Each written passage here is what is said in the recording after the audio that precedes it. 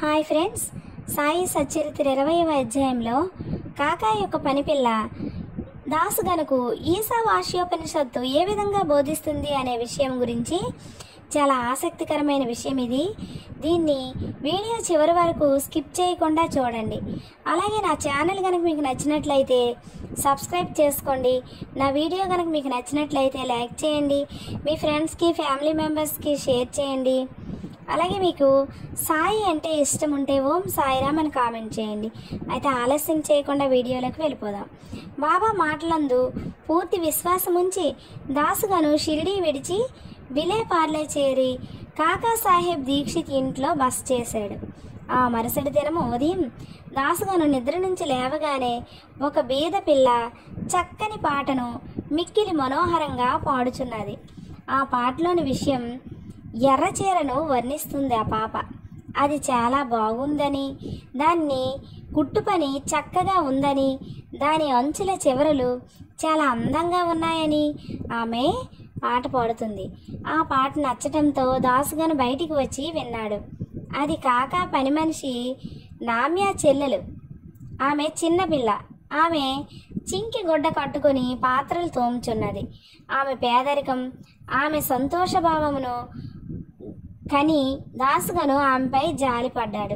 ఆ మరుసటి దినము రావ్ బహదూర్ ఎంవి ప్రధాన్ తనకు దోవతల చాపులు ఇవ్వగా ఆ పేద పిల్లకు చిన్న చీర ఇమ్మని చెప్పారు. రావ్ బహదూర్ ఒక మంచి చిన్న చీర తీసుకొని ఆమెకు బహూకరించారు. ఆకలితో నకలకలాడుతున్న వారికి విందు భోజనం దొరికినట్లు ఆమె అమితానంద పరవశరాలైంది. ఆ మరుసటి దినం ఆమె ఆ కొత్త చీర కట్టుకుంది. అమితోత్సాహంతో తక్కిన పిల్లలతో కలిసి గిర్రున తిరుగుచూ నాట్యం చేసింది. అందరికంటే తానే బాగా ఆడి పాడింది. మరుసటి దినం చీరను పెట్లో దాచుకొని మామూలు చింకి బట్టలు కట్టుకొని మళ్ళీ పని చేయడానికి వచ్చింది. కానీ ఆమె ఆనందానికి ఏ లోటు లేదు. ఇదంతా చూసి దాసుగను జాలి భావము మెచ్చుకోలుగా మారింది. పిల్ల నిరుపేద కాబట్టి చింకి గుడ్డలు కట్టుకుంది. ఇప్పుడు ఆమె కొత్త చీర ఉంది, కానీ దాన్ని పెట్లో పెట్టి దాచుకుంది. అయినప్పటికీ విచారం కానీ నిరాశ కానీ లేక ఆడుకుంటూ పాడుకుంటుంది. కాబట్టి కష్ట సుఖాలను భావములు మన మనోవైఖరిపై ఆధారపడి ఉంటుందని అతడు గ్రహించాడు. ఈ విషయాన్ని గురించి దీర్ఘాలోచన చేశాడు. భగవంతుడిచ్చిన దానితో మనము తృప్తి పడాలి. భగవంతుడు మనల్ని అన్ని దిశల నుండి కాపాడి మనకు కావలసినది ఇచ్చిచుండును. కావున భగవంతుడు ప్రసాదించినదంతా మన మేలు కొరకే అని గ్రహించాలి. ఈ ప్రత్యేక విషయంలో ఆ పిల్ల యొక్క పేదరికం, ఆమె చినిగిన చీర, కొత్త చీర, దానినిచ్చిన దాత, దాన్ని పుచ్చుకొన్న గ్రహీత, దాని భావము, ఇవన్నీ భగవంతుని అంశాలే. భగవంతుడు ఈ అన్నిటి యందు వ్యాపించి ఉన్నాడు.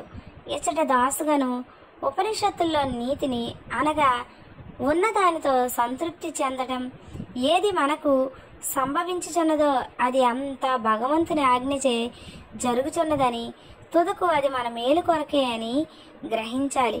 దీన్ని బట్టి మనం తెలుసుకున్న నీతి ఏంటంటే, మనం ఎప్పుడూ కూడా నాకు ఇలా జరిగింది, అలా జరిగింది, భగవంతుడు నన్ను చూడలేదు, నాకు చెడు జరుగుతుంది అని బాధపడకూడదు. అది మంచి జరిగినా చెడు జరిగినా ఏదైనా భగవంతుడు మన కర్మఫలాన్ని మనకి ఇస్తున్నాడు. భగవంతుడు ఏది ఇచ్చినా అది మహాప్రసాదంగా మనం భావించి దాంతోనే సరిపెట్టుకోవాలని భావం. Thank you friends, keep watching.